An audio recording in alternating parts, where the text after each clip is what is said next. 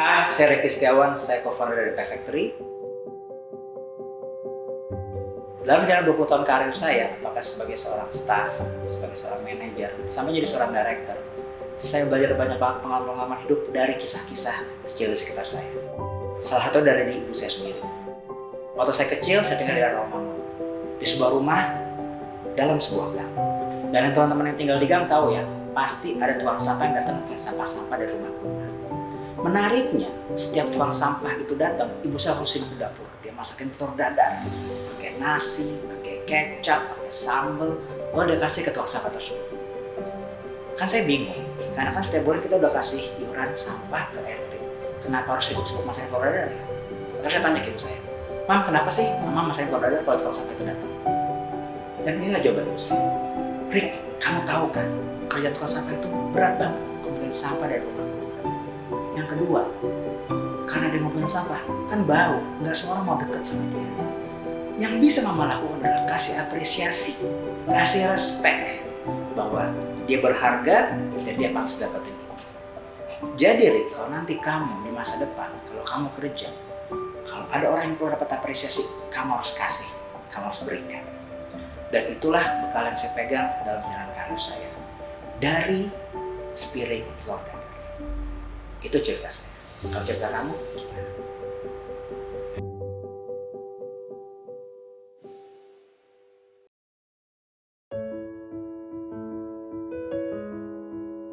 Pernah nggak teman-teman ketemu sama satu orang yang tidak terduga, tapi dia bisa merubah arah seluruh hidup teman-teman?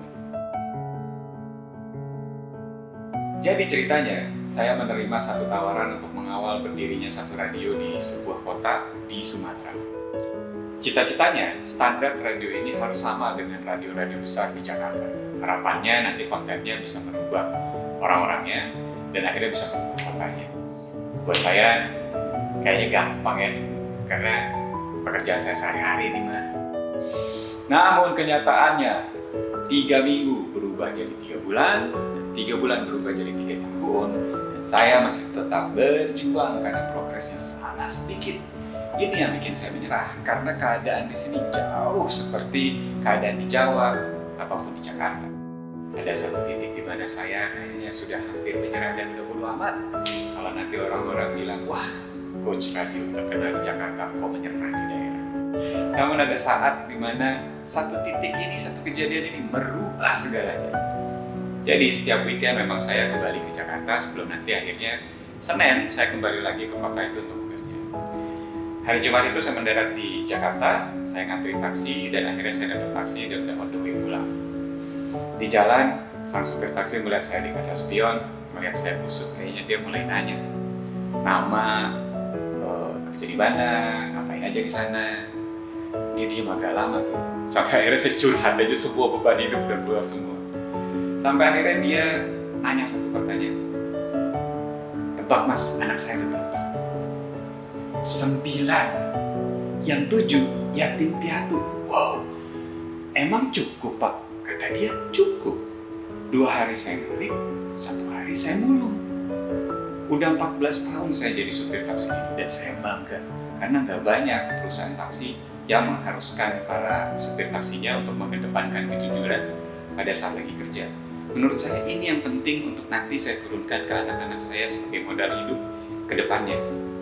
Jadi mas, apa yang mas lakukan itu keren banget. Jadi jangan berhenti karena ini berguna buat banyak orang di sana. Jangan menyerah karena pasti ada jalan. Jangan berhenti. Disitulah saya ketampar dari orang yang benar-benar saya nggak duga. Dan habis itu saya memutuskan untuk kembali dan tidak menyerah. Malah semangat kerja saya jadi makin tinggi dan itu menular ke tim kerja saya di radio itu.